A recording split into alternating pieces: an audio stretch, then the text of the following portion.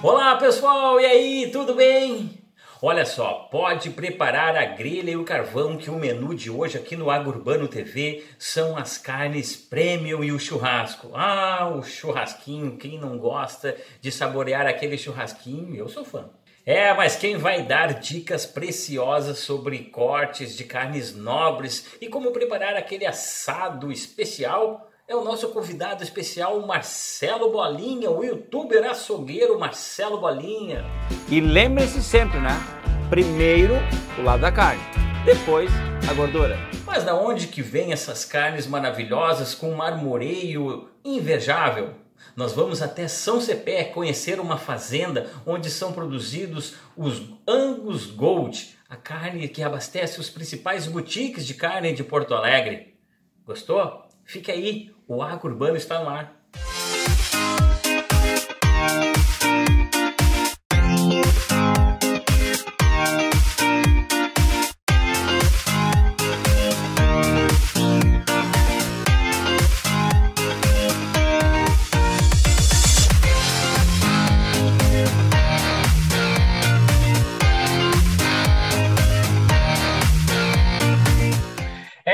O futuro também chegou ao mais tradicional prato do gaúcho, o churrasco, através da qualidade das raças britânicas, do sabor do bioma pampa e o trabalho profissional e dedicado dos pecuaristas, o apetite dos brasileiros pelas carnes nobres vem aumentando nos últimos anos.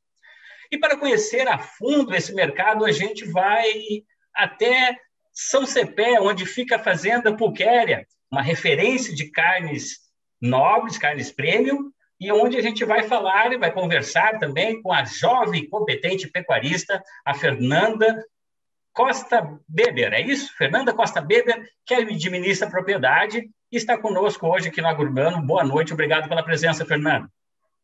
Boa noite, Emerson. Com certeza você vai ter bastante aqui para nos falar sobre a produção dessas carnes nobres, que a gente tem muita curiosidade. E hoje a gente tem a satisfação aqui de receber uma personalidade aí do mundo das carnes, sem dúvida, uma referência, né, quando o assunto é carnes. Ele sabe tudo, ele é um consultor, se diz um açougueiro mesmo, de natureza, um youtuber, o Marcelo Conceição, mas conhecido mesmo como Marcelo Bolinha. Boa noite, Marcelo, obrigado pela presença, amigo. Boa noite, tudo bem? Muito obrigado pelo convite também. É um grande prazer conversar com vocês aí. Show de bola, o prazer é nosso. E também na nossa presença aí, o meu amigo chefe Vadson Schaefer, o idealizador do Coyote Original Food, eventos de gastronomia. Boa noite, Vadson. Boa noite a todos. É uma grande satisfação aí bater esse papo aí sobre o mundo da carne, com o Marcelo aí, com a Fernanda aí, grandes amigos aí, que tive a oportunidade de conhecer aí trabalhando nesse mundo dos eventos. Legal, pessoal. Tem bastante coisa para a gente conversar, desde antes da porteira até depois da porteira, falar sobre cortes, né, sobre tendências e tudo mais. Mas eu acho que é legal a gente contar um pouco da história de vocês, assim, né, para quem está nos acompanhando. E vou começar com a Fernanda, que é de uma família de pecuaristas de tradição, né, comanda uma propriedade que é referência na produção de carnes nobres, como eu disse. Já uma empresária premiada, já aí até pela Farsul. Eu gostaria que você contasse um pouco da sua história, né? E também, resumidamente, emendando um pouco lá do que vocês fazem na fazenda, na Pulquéria, em São Cepé. Perfeito, Emerson. Minha família não é tão tradicional pecuarista assim. A fazenda já está há uns 50 anos na nossa família. Quem comprou ela foi meus avós, mas meus avós eram empresários urbanos. Administravam a fazenda cá e lá, vamos dizer assim. E o Vadson sabe bem da nossa história, da nossa família. E meu pai que assumiu realmente ela, e entre entregação, lavoura pecuária, e muitas tentativas, erros, acertos, a gente acabou virando exclusivamente pecuarista, que é o que a gente faz, né? Nós trabalhamos só com pecuária aqui na Pulquéria. Eu sempre ajudei meu pai na fazenda, meu pai trabalha ainda conosco, né? Nós somos 3 administradores, eu, meu pai e meu marido, nós trabalhamos juntos aqui na administração da Pulquéria. Nós, como empresários urbanos, uma família vinda da cidade, a gente sempre teve a prioridade sobre o que o nosso cliente queria. E nosso cliente é o frigorífico. Então, a gente sempre trabalhou para produzir o melhor produto possível que o frigorífico e, consequentemente, o consumidor queria comprar no final. Então, foi uma caminhada, né? Até a gente chegar hoje, um trabalho que a gente faz bem legal de produção do campo ao prato, né? Mas foram passos a passos que a gente foi indo até chegar a esse nível, sempre prezando, número 1, pela qualidade. E número 2, também pela boa relação pecuarista-frigorífico, né? A gente é muito amigo de todos que trabalham com carne aí do meio. Então, a gente está aí construindo nossa história, cada dia evoluindo mais. E passando por momentos difíceis também, como é o atual da pecuária, que todo mundo está vendo o preço da carne aí, e se está tão cara é porque ninguém imagina o que está o nosso custo de produção, que é um negócio surreal. Nós já vamos falar também sobre essas particularidades, também sobre a forma como vocês, né, fazem a criação do gado aí, que é muito interessante também, criado solto. Mas vamos lá para o Marcelo Bolinha. Acho que quem já ouviu falar, né, na linguiça do Bolinha, quem já ouviu falar no açougue do Bolinha, todo mundo já conhece. Marcelo, mas para quem ainda não conhece, conta um pouco dessa tua história aí, que começa já como açougueiro, já de experiência, que é mais de 30 anos, e hoje aí um cara que é vamos dizer assim, uma referência, um showman na área aí dos cortes e do... Eu sou um fã teu também, te acompanho muito no teu canal no YouTube, mais de 35 mil seguidores. Conta um pouquinho da tua história para nós aí, por favor, para nós iniciar esse bate-papo. Já vou contar, mas assim, ó, só fazendo uma ressalva, tá? O YouTube está chegando essa semana a 600 mil seguidores, não 35 mil, tá? Só para... Estou muito defasado, Isso era uma provocação para ti. Então, e a meta é uma meta bem audaciosa, mas a meta é ser o maior do Brasil, tá? E eu vou atrás disso. Mas só para começar brincando, né? Cara, meu pai entrou no ramo da carne em 86, ele sempre foi da carne. Meu pai é de Pelota, daquela zona de carniceria ali, né? Dos antigos frigoríficos ali, o Família. Na época tinha o Ibalt Tesman, que hoje acho que é o Bom Sul, o Ferro, quem é da região conhece, né? E o Fita Azul, né? Aquela região toda ali, né? Então, meu pai é aquele cara que batia boi embaixo da árvore, junto com alguns amigos donos de frigoríficos naquela região, né? E aí, cara, só que ele trabalhava numa outra área em Porto Alegre, começou no mercado público, veio para Porto Alegre com 18 anos, e sempre quis entrar na carne. E em 86, em pleno ágio da carne, aquela história do Fernando Henrique Cardoso, que importou carne da Rússia, aquela história toda, aquela história que é um passado legal de falar, porque a carne de lá para cá, ela deu um up em 30 anos, assim, uma coisa... Eu não sei dizer a palavra, mas é estúpida de tanto que virou. De 30 anos para cá, uma coisa que é inacreditável o que virou. O Brasil importar carne é o seu maior produtor de carne do mundo, entendeu? Então, é uma coisa muito louca esse assunto, né? E aí nós entramos em 86, uma época difícil demais, muito mais difícil que hoje, viu, Fernando?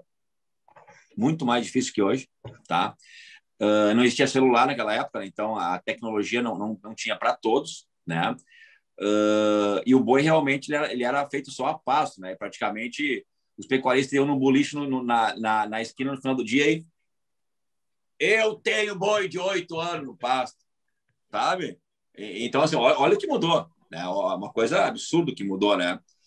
Então, eu entrei nessa época, cara, e vou te falar, uma época muito ruim, eu realmente não queria ser açougueiro, eu tinha raiva de açougueiro, tinha raiva de tudo, porque era um estresse infernal, cara, era só estresse, era cliente reclamando de preço, era fornecedor metendo preço todo dia novo, não entregando carne, não entregando o que queria, e era carne que tinha, era carne ruim, era carne boa, era cliente, cara, era um estresse, tá? Mas mesmo assim, carne que entra no mundo da carne, não adianta, que a carne é uma cachaça, né? É um vício, entendeu? E aí logo se tornou meu vício, né? Então, eu entrei limpando o chão, eu entrei ajudando a fazer entrega, ficando no caixa, ajudando a fazer linguiça, e logo era o linguiceiro da empresa, né? Que o italiano, o falecido Rocco Spina, me ensinou a fazer linguiça, então eu fazia linguiça, desossava porco, aprendi a desossar porco muito rápido, limpar porco e fazer linguiça. Esse era o meu papel no açougue, né? Só que daí o cara lá da frente, que era o açougueiro, que era o balconista, faltou. E aí na frente, gente, o que tu faz? Meu pai, vem. Aí comecei a atender, comecei a cortar carne de boi, carne de ovelha, carne de frango. E comecei, né, 5 horas da manhã no açougue, embora 8 da noite, aquela história aqui, que era acordar muito cedo e ir tarde para casa. Fui ficando açougueiro, né? E aí meu pai se aposentou cedo. Meu pai se aposentou fazem, acho que ali por 2000, não, foi 98, meu pai foi se aposentando, já que foi morar em Balneário Camboriú, não quis saber, pega açougue para ti, te vira, eu quero ir embora, não quero mais, a vida é muito estressante. E eu fiquei na açougue, né, cara? Eu me casei cedo, tive um filho cedo, depois tive outro filho também, e encarei o açougue, né, cara? E aí, mas nunca como também um olhar empresarial, né? Sempre um olhar de um filho de um dono de açougue que vai levar a empresa. Hoje eu olho como um lado empresarial. Hoje eu tenho 3 empresas. Eu tenho a Marcelo Bolinha Cursos, eu tenho a Marcelo Bolinha Licenciamentos de Marcas, que eu licencio produtos no Brasil inteiro, e estou licenciando logo no exterior, porque eu estou com contato no exterior para licenciar produtos no exterior.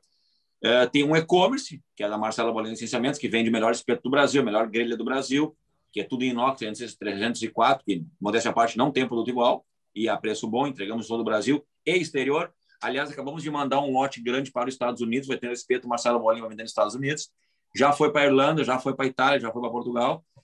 E agora tem aqui a Casa de Carnes, que há muito tempo não era a Casa de Carnes, que eu vendi em 2013 a Casa de Carnes na Zé Patrocínio, e montei uma fábrica, que aí faz os hambúrgueres, faz as linguiças, mas a Marcelo Bolinha Licenciamentos terceirizou a fábrica. E agora está voltando a ser açougue. Uma loucura, né? E aí, e nisso tudo, dou cursos direto, palestra, apresentação, ou seja, né? 380 fios desencapados, como a gente fala, né? O homem é versátil, né? Bem, Vadson, o homem aí é multiuso, né? E para mim, o Marcelo aí é uma grande inspiração, porque eu tive um bar e restaurante, né, aqui em Santa Maria, né, por 12 anos, e quando eu fechei, as pessoas me cobravam muito a volta do Coiote, né? E eu tô até hoje pagando contas do Coiote, né? Então era uma coisa que não passa mais pela cabeça, né, ter bar e restaurante. E aí eu tive a oportunidade de participar de um evento do Bolinha na Casa Destemperados, um evento sobre cordeiro. Até quem estava assando para ele, aquele dia era outro grande nome agora, que era o Eu Topador. E daí eu pensei, cara, isso aqui que eu posso fazer com a marca Coiote e vou levar lá para Santa Maria, e nós fechamos a primeira data. E foi um sucesso, né? Vendemos na primeira data, no primeiro dia, foi uma quinta-feira, abrimos a sexta, vendeu tudo. Aí as pessoas, as mulheres estavam me perguntando se poderiam participar do evento, se não era um evento masculino e tal. Eu falei para o Marcelo, cara, acho que tem uma oportunidade de nós fazer um evento só para mulheres, o que tu acha? E o Marcelo não tinha feito ainda, né? Vamos fazer lá, me dá um desconto, Marcelo, no valor aí e tal, né? Porque se não der certo e tal, não, vamos fazer mais barato esse aí e tal. E aí a gente fez essa turma para mulheres, que na verdade foi a primeira. Nós iniciamos os eventos aqui em Santa Maria, o Coiote iniciou as suas atividades aqui em Santa Maria, foi nesse evento do Marcelo Bolinha, carnes, cortes e churrascos, tá aqui, ó. E foi nesse evento que a Fernanda e toda a família estava presente. Então, pô, é uma satisfação, né, poder estar 3, 4 anos depois, né, nós estamos nos reencontrando aqui, né, para falar sobre esse produto tão importante aqui para o nosso Rio Grande do Sul, que é a carne. Legal, vamos então avançar um pouquinho nessa nossa conversa e aí começar lá no campo, então, para nós chegar no prato daí. E eu queria então que a Fernanda nos desse assim um panorama, né, de como é essa produção dessas carnes nobres, né? A gente disse inicialmente que o gado é criado a pasto, né, com comida à vontade, mas eu queria que tu entrasse, porque assim, imagino que são vários critérios, várias questões de certificações que vocês devem adotar. Então, eu queria que tu fizesse um pouco assim, para dar uma noção para quem nos acompanha, para o nosso espectador, do que é o trabalho de produzir essas carnes tão nobres, né? Então, sobre o nosso processo de produção aqui na Pulquéria, tá? Nós temos uma fazenda de tamanho médio a grande para a região central do Rio Grande do Sul, e isso acaba limitando a cria. Então, a gente se especializou em recria e terminação de animais. O que é isso? Nós compramos terneiros ou que tem perto de 12 meses de idade, vamos arredondar isso, ou sobreanos, que tem perto de 24 meses de idade, eles ficam um tempo na fazenda engordando e são vendidos para o frigorífico. Todo o processo começa aí, começa na escolha dos animais. Tá? Existem raças mundialmente conhecidas por qualidade de carne e a gente sempre preza elas. A gente está no Rio Grande do Sul, a gente tem um clima frio e a gente consegue ter raças britânicas puras, que como Angus, como Hereford, o Marcelo vai poder falar muito mais de qualidade de carne do que eu, mas a gente sabe que essas raças elas põem alto grau de marmoreio, que quando cruzado com animais zebuínos no resto do Brasil, eles não têm a mesma qualidade de carne, falando de marmoreio, de maciez e tudo mais. A gente preza muito pelas raças dos animais, pelas origens, por animais de boa genética, que vão ter um bom desempenho na fazenda. E no momento que eles chegam aqui, todos eles são rastreados para a gente saber a origem deles, a gente sabe tudo o que acontece na vida deles aqui na fazenda. Nossa fazenda é habilitada para exportar para a União Europeia, então a gente tem todo um processo de certificação aqui dentro. E eles vão ficar, dependendo do peso de entrada, eles vão ficar 6 meses, vão ficar 1 ano, daqui a pouco até 1 ano e meio aqui na nossa fazenda, onde eles estão livres, tá? A gente não tem um sistema de confinamento, que eles são encerrados, eles estão todos soltos no campo, com pastagens, mas ao mesmo tempo eles estão recebendo ração à vontade, para poder botar um alto acabamento de gordura. Se tivesse só no pasto, ia acontecer que nem a Bolinha falou antes, ia ser 8 anos para engordar só no pasto um boi, né, nos campos nativos.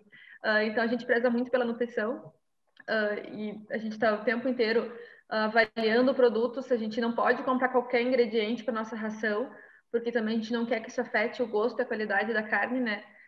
Não basta ter uma carne bonita, com marmoreio lindo, com acabamento de gordura do animal jovem, tu dá uma alimentação que mude todo o gosto da carne.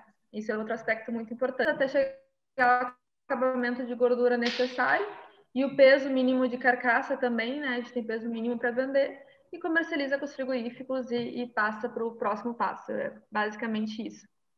A Fernanda falando assim parece que é fácil, mas, Bolinha, produzir essas carnes aí, prêmio, também é complicado, né? Tudo bem, você tem aquela máxima, né? Quando o gado de primeira não tem carne de segunda, por aí, né?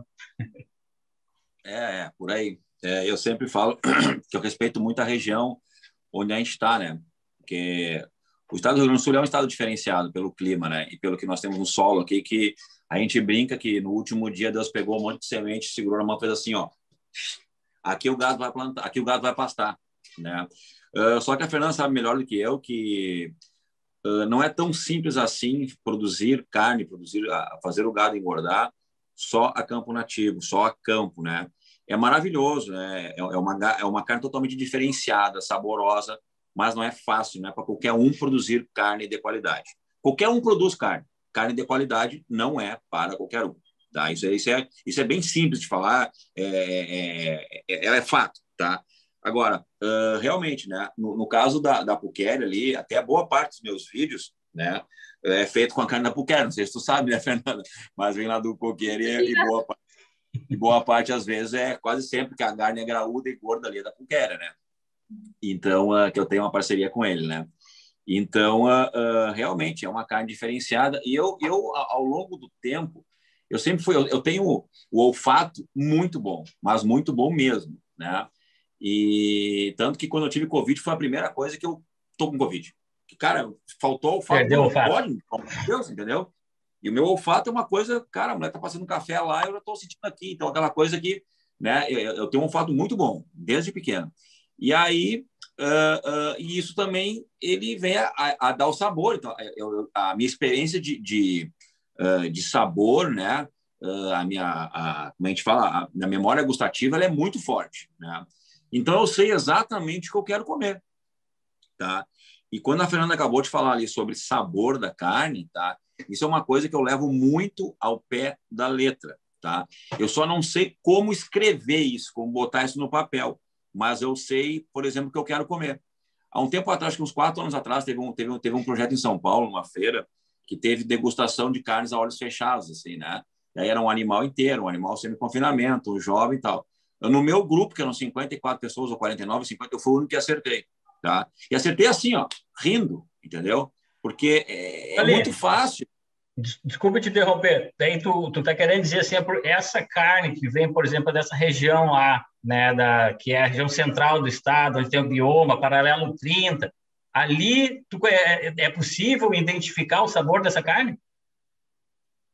Não é bem assim, tá? Eu falei em tipos de animais, o animal mais velho inteiro, o animal mais jovem e tal. Não, aí é muito difícil, tá? Mas tu consegue identificar um animal que é confinado e um animal que é a campo, tu consegue identificar também, tá?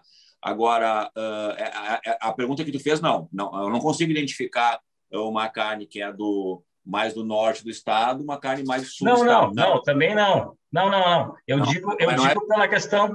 Não, esse grau assim, daí seria mágico.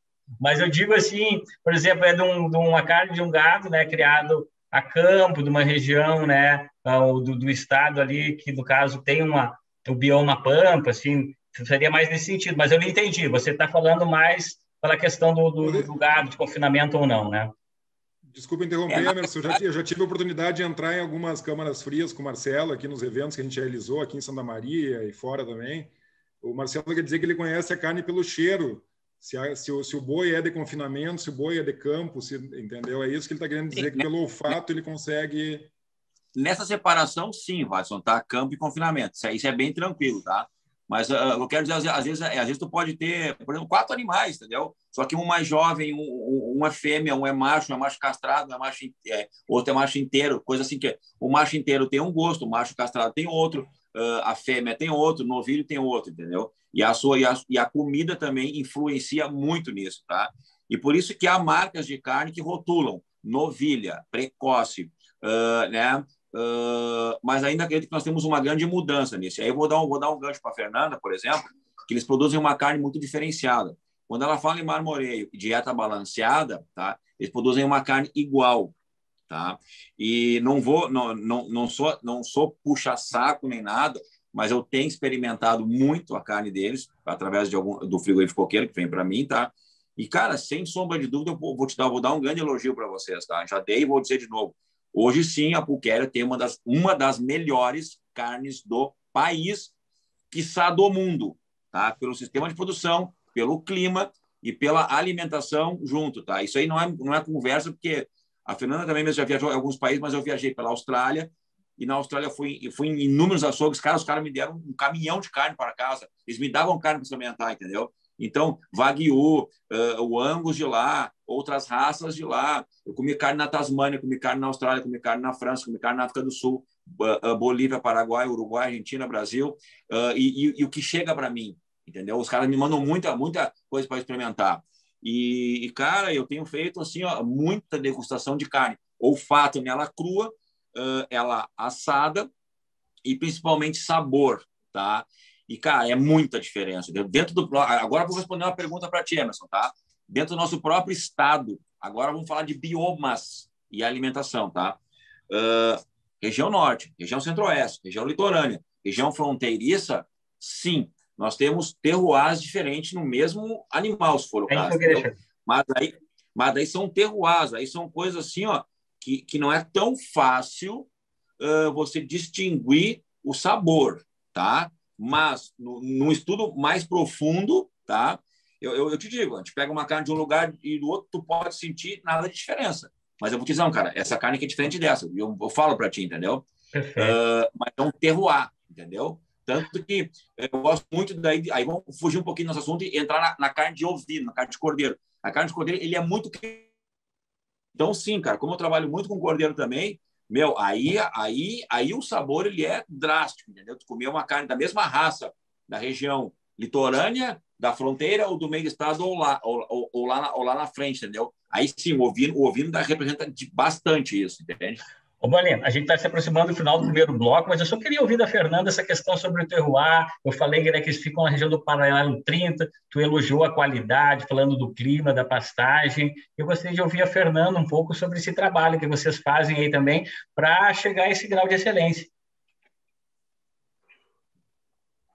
Primeiro, obrigada, Marcelo, pelo elogio. Foi um dos melhores elogios que a gente recebeu nos últimos tempos vindo de ti. Olha, eu fiquei muito feliz. Vou gravar isso para repassar depois. É um elogio mesmo, tá? Não é rasgação, é um elogio mesmo, tá? Eu tenho feito bastante, experimentando a carne de vocês, é um elogio mesmo, tá? De quem faz bastante teste disso, tá? Justamente, por isso que é um grande elogio para a gente. O Marcelo falou muito bem sobre a questão de terroir e de cada tipo de alimentação. O terroir da Pulquéria é uma mistura de grãos, né, de alimentação, o que a gente tem. Metade da alimentação do nosso gado é ração, outra metade é pastagem. Então, isso não deixa uma carne tão branca como uma carne de confinamento, né? e também não fica com aquele gosto de ração, aquele gosto de suíno. Acho que o Marcelo foi muito sensato nisso, e eu acredito que quando ele fala em gosto e cheiro, é também... Quando tu tá comendo uma carne, tu tá sentindo a textura dela, tu tá sentindo a suculência, são vários fatores que vai chegar ao gosto que ele tá dizendo. Por exemplo, a diferença de um inteiro para um castrado. Para quem conhece carne, realmente é gritante. Ele é o cara mais expert no assunto, eu acho que eu conheço. Com certeza do Brasil, ele é o número 1. Voltando sobre terroir, eu acho que é muito isso, sabe? A gente sempre pensou em terroir em vinho, agora falam muito em azeite de oliva, mas cada local, tem sua particularidade de produção. Se tu tá criando animais soltos em campos nativos, que a gente não tem na Apucará, são todos campos cultivados, vai ter um tipo de gosto, essa carne diferente, ao mesmo tempo se eu tivesse animal confinado. Outra coisa interessante, os grãos que a gente usa no Rio Grande do Sul são grãos totalmente diferentes que a gente usa no resto do Brasil. Por exemplo, aqui na Apucará... Isso eu não sabia. Claro, cada região do Brasil tem particularidades nessa produção de grão. Aqui na Pulquéria, por exemplo, grande parte da alimentação do gado é farelo de arroz, que poderia dar um sabor de baunilha na carne. Isso quando a gente fala de terroir, a gente está falando nesses sentidos, entendeu? Que no resto do Brasil, é um que outro canto do Brasil que tem produção de farelo de arroz para poder alimentar o gado. A gente usa muita aveia na ração também, e ela é dada inteira, e isso funciona como fonte de fibra, então é praticamente como se estivesse comendo mais pasto do que ele está comendo, outro produto que não é tão comum no resto do Brasil. E daí tu vai lá para cima, é muita soja, é muito milho, é muito resíduo de algodão, que afeta totalmente o gosto da carne, e que aqui a gente nem tem. Então, realmente, essa que é a questão de terroir, essas são as vantagens do Rio Grande do Sul. Temos desvantagens também, que a gente está na ponta do país, é difícil tu vender carne para São Paulo e para o resto do Brasil, a logística dificulta um pouco, o Marcelo sabe muito bem disso que eu estou falando, mas tem essas vantagens, eu acho que a gente tem que pensar nelas e abraçar a causa e produzir, como diz o Marcelo, uma das melhores carnes do mundo. Legal, a Fernanda falou aí sobre o terroir dos azeites de olivas. A gente tem um quadro aqui no Agro Urbano que se chama Um Rio de Azeite, com o Sandro Marques, especialista. A gente vai fazer só uma breve paradinha, um breakzinho, vamos conferir o quadro e a gente já volta para falar agora um pouco daí sobre a carne no açougue, na brasa. Falamos bastante sobre o campo e vamos falar no segundo bloco sobre isso, tá bom? A gente já volta, fica aí.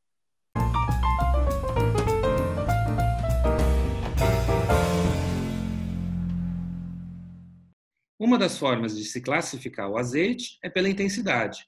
O azeite pode ser suave, médio ou intenso. Claro que a gente precisa de um parâmetro de comparação, mas um jeito prático de fazer isso em casa é, com o azeite dentro de um copo de prova, aproximar do nariz. Se eu preciso colocar o nariz dentro do copo de prova para sentir o aroma, deve ser um azeite suave. Se dessa distância eu já sinto o aroma, deve ser médio. E se de uma distância maior o aroma já preenche o meu nariz, deve ser um azeite intenso. Cada um tem o seu uso e na hora de preparar o seu prato, não se esqueça, não precisa ser apenas um fio, pode ser um rio de azeite.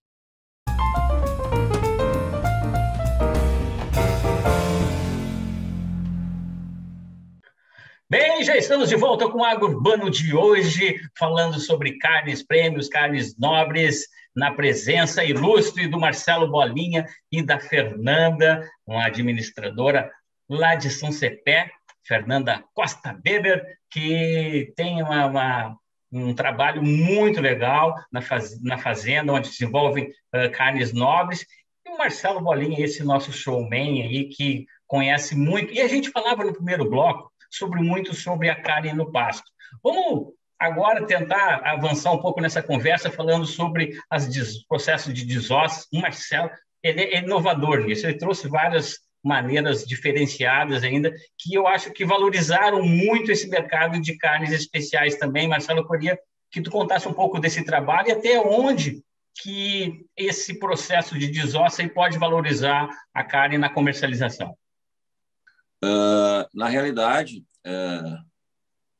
houve um movimento, né, em 2009, que foi quando foi a vitrine da carne gaúcha. Houve uma briga muito legal, né? Uma briga de pecuaristas e criadores de certas raças. Cada um queria fornecer a melhor carcaça para o evento, né? E, pô, eu tô lá cortando, né? Quer coisa melhor que um açougueiro com carne boa na mão, né? Não tem, né? Melhor coisa do mundo, né? Então, me senti, assim, muito bem, né? E ao passar dos anos, então, esse projeto da Vitrine da Carne, lá, ali na Expo Inter, foi... Cara, me davam cada carcaça para eu cortar que eu chegava assim, sabe? Oh, então, olha que coisa maravilhosa. Porque era bom, né? E aí, um bom açougueiro, o que a gente faz, né? Como eu falei, o açougueiro ele tem um vício, ele está cortando a carne, está pensando como é que ele vai comer. Pode ser o fígado, pode ser o mocotó, pode ser a rabada, pode ser a picanha, a ripa, a costela. Ele está cortando, está pensando como é que ele vai fazer aquele prato, né? Ele não é um cozinheiro, ele não é um chefe de cozinha, ele está pensando como é que ele vai comer, tá? Essa picanha aqui assada no espeto, ou essa costela assada na grelha, ou assada de tira. A mente dele trabalha assim.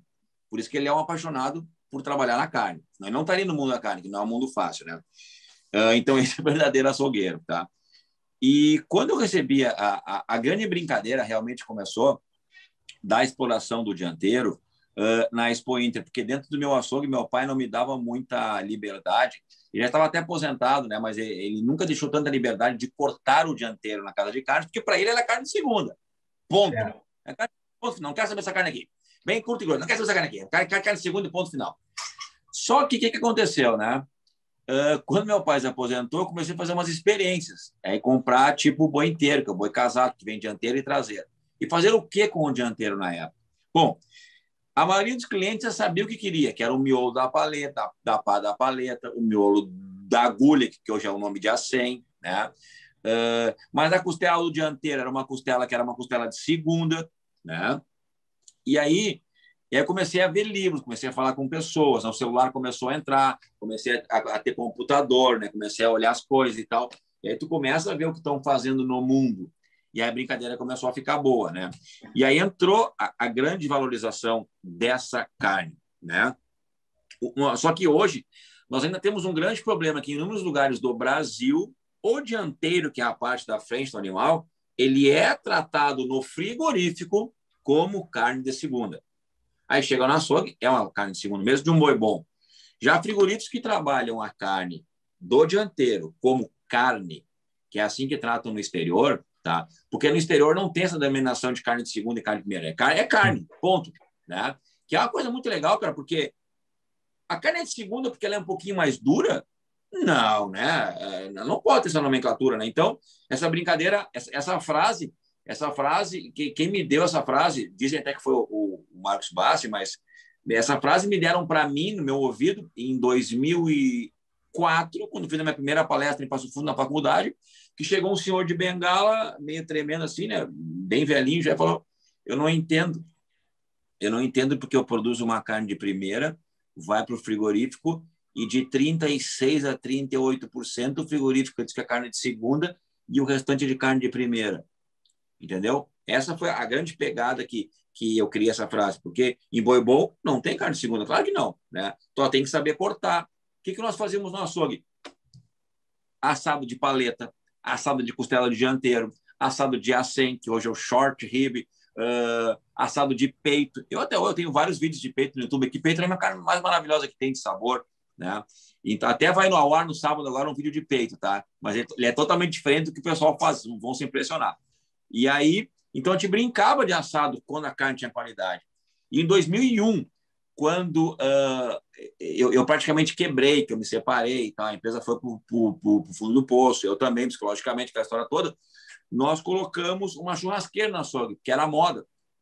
Porque os supermercados não abriam aos domingos, eles começaram a abrir, os açougues fizeram assim, um monte de açougue quebrou, né? Porque o domingo era nosso maior faturamento, de uma hora para outra não tinha mais, né? Então, o que aconteceu? Vamos botar churrasco pronto. Cara, aí o açougue voltou a explodir, né? Mas aí teve um açougueiro, um mais velho que um cacá, porque tu não compra boi casado. Vamos fazer esse churrasco de dianteiro. E eu tinha um frigorífico que era muito amigo meu ali de Venançoais, que ele mandava boi casados, novilhos altamente jovens. Cara, esse dianteiro era uma manteiga. O dianteiro desses animais jovens era uma manteiga. Então, nós fazíamos churrasco para vender de costela de dianteiro, fazíamos de granito, fazíamos de acém, fazíamos medalhão de acém, ou abria o acém em dois, fazíamos vários churrascos de paleta, e tudo isso, quando começou a Vitrine da Carne, eu comecei a fazer lá, tá? E também fez assim, ó, o corte de segunda, tá? Eu não vou dizer que fui eu que inventei isso, né? Porque não foi eu, mas eu sim fui um dos que levou muito a valorização do boi todo, não só o dianteiro como o traseiro, porque o traseiro também tem cortes que são desvalorizados, né? Mas quando o boi é bom, a gente consegue valorizar ele de uma forma absurda, né?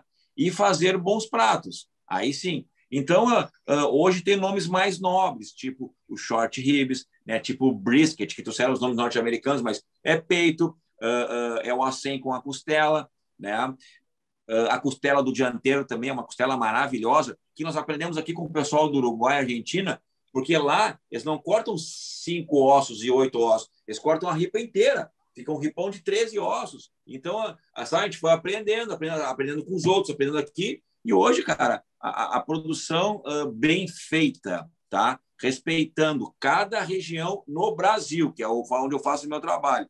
Eu comi carne muito boa em Roraima, comi carne muito boa no Tocantins, comi carne muito boa no Acre, comi carne muito boa no Mato Grosso, como também no Rio Grande do Sul, mas respeitando cada lugar com o seu terroir, né? Claro, como comentei antes, e a Fernanda vai concluir daqui a pouquinho, né?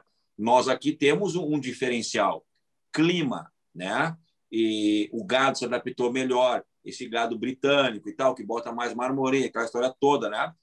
Aqui tem uma chamada para a verdadeira criação do boi, entendeu? E aí é isso. E aí os cortes, o bom açougueiro ele tem que saber aproveitar todos os cortes. Tá aí, ó, tá dito. Mas, Fernanda, você tá me ouvindo bem aí, né? O que eu ia te perguntar é o seguinte: vocês, as carnes de vocês que passam pelo frigorífico, né, com coqueiros, mas aqui em Porto Alegre elas podem ser encontradas também em casa de carnes e também no restaurante, né? Eu queria que você falasse um pouco também dessa chegada no público, já que vocês têm esse conceito muito forte que vocês trabalham lá do campo ao prato. Tem 2 lugares principais em Porto Alegre que acham a nossa carne. O Ferrari, do Bela Vista, e do ladinho do Ferrari tem o Baro. É os 2 lugares hoje que tem carne, vamos dizer, certificada de pulquéria e durante 365 dias por ano. O Ferrari já vai fazer 2 anos, né? Acho que a gente está trabalhando em parceria com ele. E o Ferrari trabalha com corte de traseiro, dianteiro e costela. E no Baro é mais corte de dianteiro. Mas são carnes com a chancela pulquéria, vamos dizer assim. Todos esses animais, eles são certificados pela Associação Brasileira de Angus como Angus Gold, né?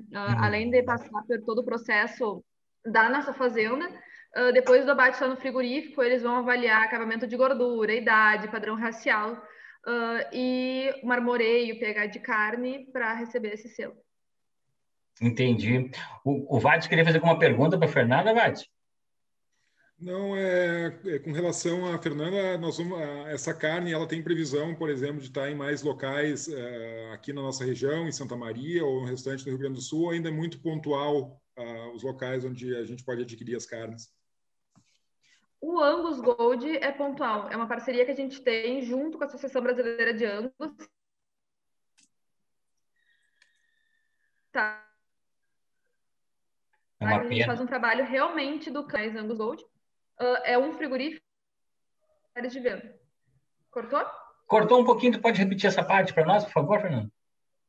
Claro, o Angus Gold é uma parceria nossa junto com o Coqueiro e com a Associação Brasileira de Angus, em que a gente faz realmente trabalho do campo ao prato. No Rio Grande do Sul somos a única fazenda certificada, o Coqueiro é o único frigorífico certificado a bater, e só tem 2 pontos de venda certificados pela associação para comercializar, que é o Ferrari e o Baro. A gente tem a carne da pulquéria, também são animais tão bons quantos. A principal diferença é que não são Angus puro definido, tá?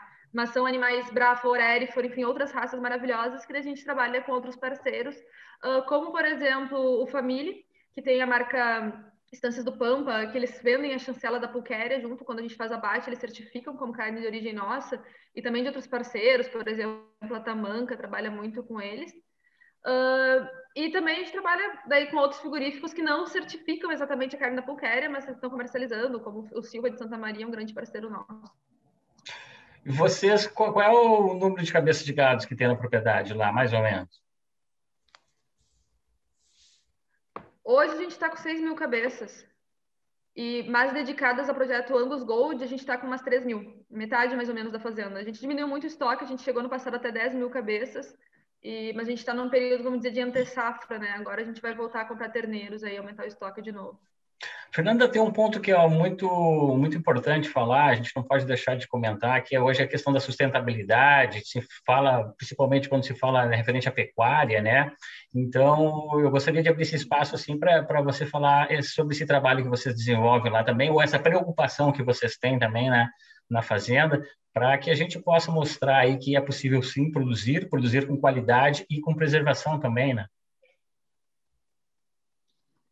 São pontos fundamentais para a gente, acho que é a filosofia de vida da nossa família. A gente é apaixonada pela natureza, sabe? Eu e meu pai, a gente é veterinário, e a gente diz que a gente fez veterinária porque a gente ama os animais. Então, são dois pontos muito importantes para a gente. O bem-estar animal, né? E a questão da preservação ambiental. E eu acho que mais a gente amadurece, mais a gente vê como é importante a gente deixar um futuro melhor para os descendentes. Então, a gente pensa no de 2 anos. O que vai ficar para ele? Exato. Sabe? Como é que vai ser essa fazenda que vai ficar para ele? Erosão, vai ser aquela... Então, a gente está o tempo inteiro pensando nisso, não só para a sociedade ver, mas realmente por tu ter a consciência tranquila do que tu está fazendo certo, sabe? Talvez tenha um custo a mais para fazer isso, a gente nunca quantificou quanto custa. A gente tem hoje, os riachos são isolados, as matas são todas isoladas, mas eu acho que o custo é muito baixo perto da gratificação. De tu, por exemplo, entrar na beira do rio, a fazenda toda tem um fundo de rio e a mata toda isolada, daí tu entra lá e tu vê, assim, aquela sinfonia de animais, sabe? Tu tá vendo que a nossa parte a gente está fazendo. A gente tem 23% de matas na fazenda, a legislação seria 20%, a gente tem mais ainda. É que a gente tem muitas aguadas aqui na fazenda, tem muita nascente. Então, a gente começou um processo de isolar todas essas nascentes e deixar crescer mato, sabe? Então, a gente isola elas com cerca, a gente tem muita pedra aqui na fazenda, se a gente pode, a gente tira pedras, isola com pedra também. Então, e eu acho que vai aumentar mais ainda, a tendência é aumentar mais ainda a área de preservação. Que legal, que legal. São os exemplos, assim, muito bacanas que a gente gosta de mostrar aqui no nosso programa. A gente faz sempre questão de mostrar no campo até chegar à mesa do consumidor. E vamos aproveitar a passagem do Marcelo Bolinha por aqui e vamos aproveitar algumas dicas dele, né? A gente sabe que esses vídeos que ele posta no YouTube lá, a gente fica, muitas vezes não tem condições de a gente fazer uma pergunta. Então, está por aqui, vamos fazer uma pergunta aqui, vamos fazer uma consultoria aqui. O Marcelo tem certeza que tem muitos assadores de plantão aí nos acompanhando.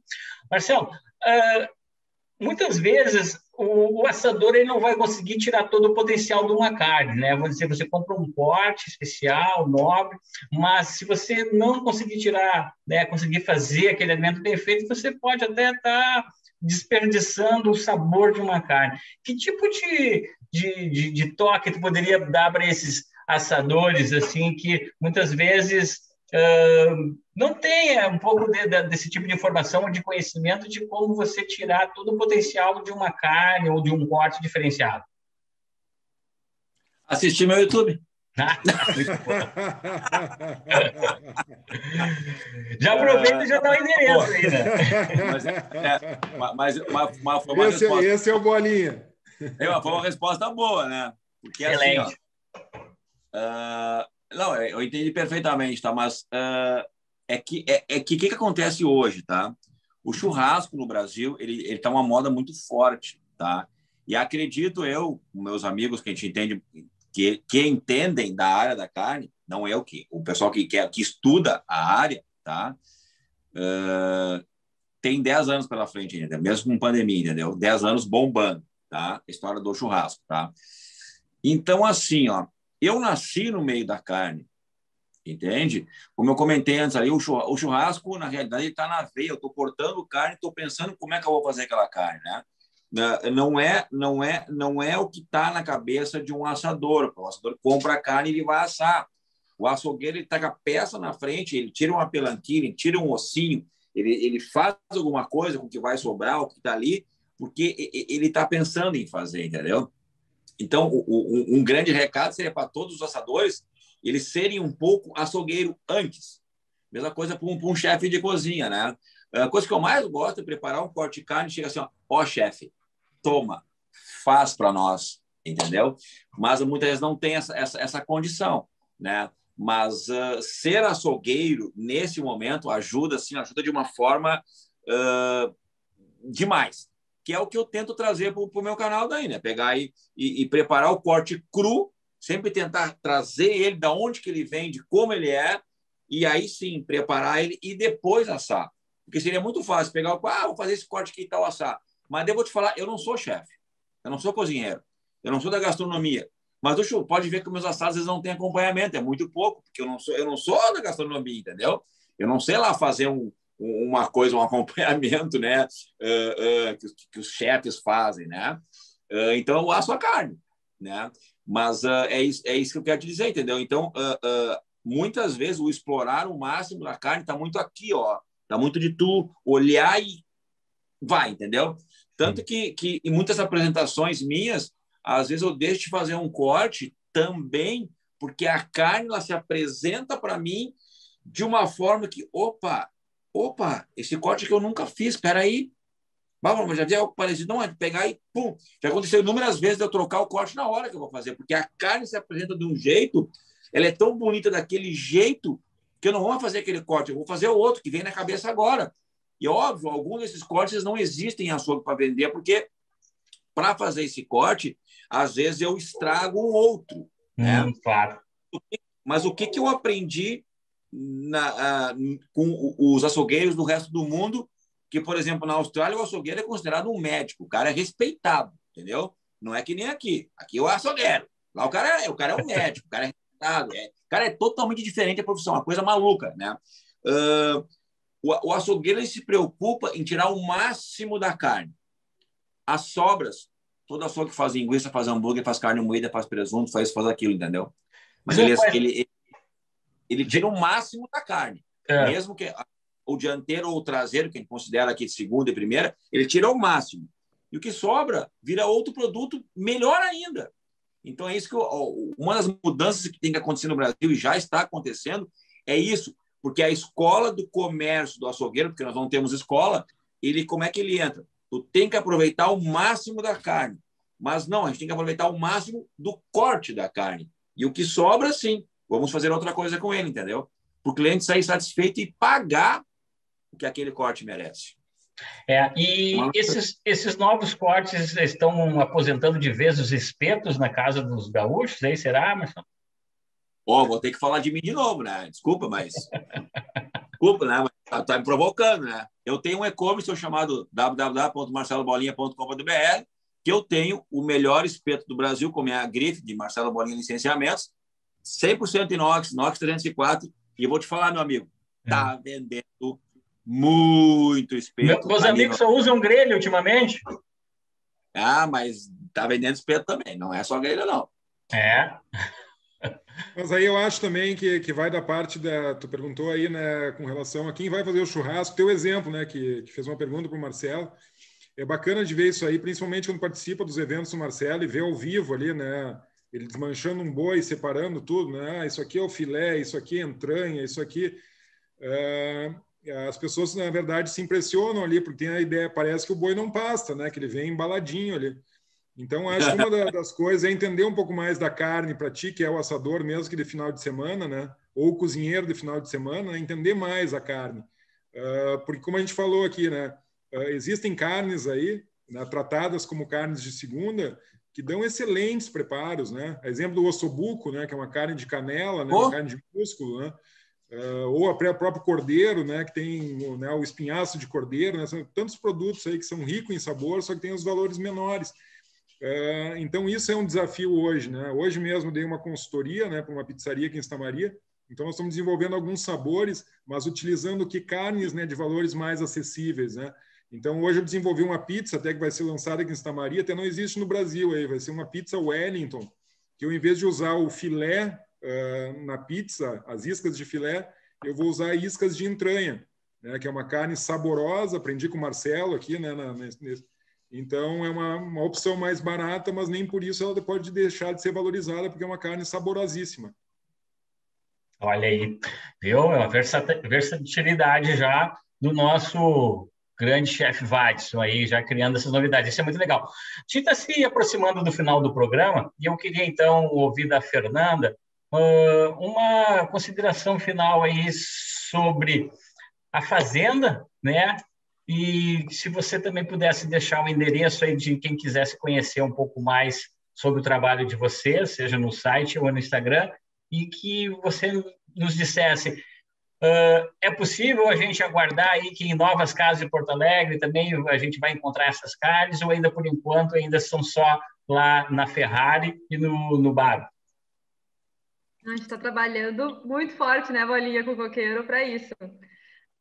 Então, a gente quer atingir mais público consumidor, enfim, talvez não necessariamente com Angus Gold, mas com uma carne de uma qualidade igual, sabe, tão boa quanto, para poder entrar. A gente tem muito pedido do Brasil inteiro, assim, essa história do campo ao prato é uma loucura, assim, o que tem de gente de norte a sul do Brasil que quer comprar direto da fazenda. A gente tem o Instagram da fazenda, que é @fazendapulqueria, e o nosso site, www.fazendapulqueria.com.br. Ambos contam bastante da nossa história e eu recebo muita mensagem de norte a sul do país. Como eu faço para conseguir essa carne? Então, a gente está trabalhando justamente para isso. Fernanda, fala comigo depois. Vamos fazer um negócio já. Não sei, não, Marcelo, como ali o Instagram é tanta mensagem que eu recebo. E vai bombar mais, com certeza. A gente está trabalhando para justamente poder difundir essa carne, né? A gente tem... Poxa, a gente faz os melhores... O Marcelo não é porque é matéria, mas aqui no Rio Grande do Sul a gente tem capacidade de fazer as melhores carnes do mundo. E no Rio Grande do Sul a gente não tem capacidade para concorrer com volume com o resto do Brasil. Então deixe o resto do Brasil fazer volume, fazer quantidade, fazer carne para exportar e vamos focar em mercado consumidor premium, que é que a gente faz muito bem aqui. Temos as raças de qualidade, temos uma comida fantástica, temos pecuaristas apaixonados e uma história linda para contar. Então acho que a gente tem muito a ganhar e crescer nesse meio juntos aí. E nós, consumidores, agradecemos. Marcelo Bolinha, o homem das carnes, o homem dos vídeos, o youtuber, milhares e milhares de seguidores. Pô, uma satisfação aqui para o Agro-Urbano lhe ter aqui. Para esse bate-papo, a gente ficou aqui com vontade de fazer muitas mais perguntas, mas quem sabe numa próxima oportunidade. Mas, como eu disse, a gente agradece muito a tua presença, viu, Marcelo? Por favor, deixa o endereço do canal no YouTube aí para nós aí. Tá bem. Muito obrigado também. Só para te falar, eu nunca pensei em ser youtuber, tá? Eu via meus filhos falarem ali e essa coisa de YouTube. E hoje eu estou no YouTube e fico assim, meu Deus, né? E aí, piarem jogando videogame e os amiguinhos, os que eles seguem, tem 20 milhões de seguidores. Que coisa é essa? Eu quero chegar lá também, pô. E agora eu tô batalhando para isso, para realmente ficar bem mesmo. Bom, eu conheço bastante o produto da Pulqueria ali, né? E realmente vocês estão de parabéns, tá? Realmente eles produzem um ótimo produto. E não é rasgação, é fato, é verdade, né? Esse produto hoje ele chega nessas lojas aqui em Porto Alegre e realmente é muito, mas é muito elogiado pelo quem compra, tá?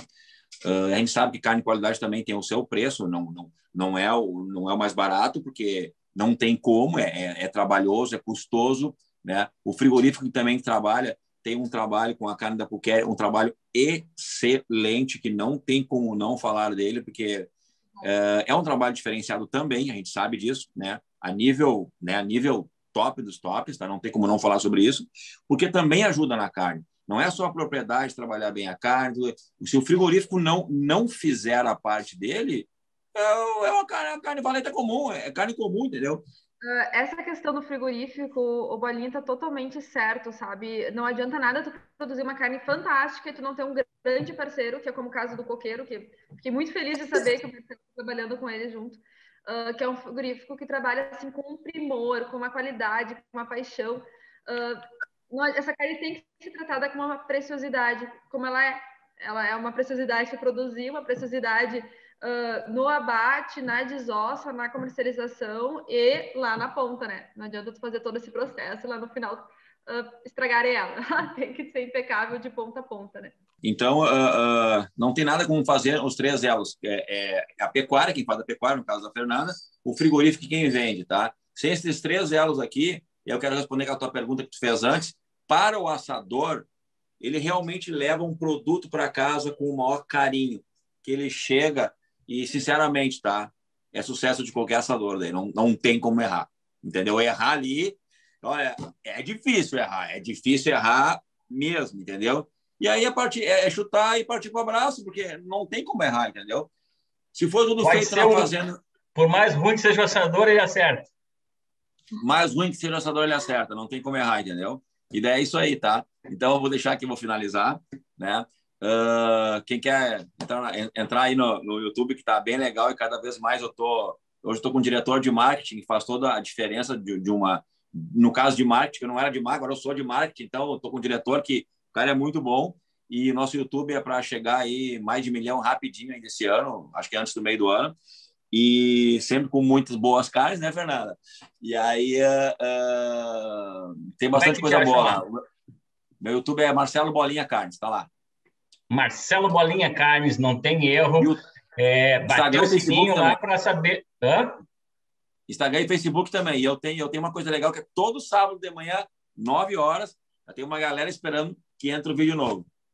Isso, daí avisa lá no YouTube lá que tu participou do Agro Urbano para dar uma força para nós aqui também. Tá bem, pode deixar. Chefe Vadson, muito obrigado mais uma vez, obrigado pela presença. Bom, Marcelo Bolinha já saiu, vamos ver se ele volta de novo aí. Isso, segura aí, Marcelo, só um pouquinho para nós fechar. Tem um cabra me ligando que não para de me ligar aí. Eu só quero agradecer, né, a presença aí e também, né, aproveitar aí para amarrar, né, como eu falei, nós nos conhecemos, nós nos aproximamos, aí eu, o Marcelo e a Fernanda aí há 3 anos e meio, mais ou menos, quando o projeto do Coiote começou. Então a gente está com um projeto novo agora, né, que é o Vivências Gastronômicas no Vale Central do Rio Grande do Sul. Então tem esse objetivo que é isso, só que em vez de mostrar na cidade, é mostrar lá no campo, né? A produção, né, através de cursos, eventos, né, workshops, né, jantares harmonizados, né, almoços harmonizados.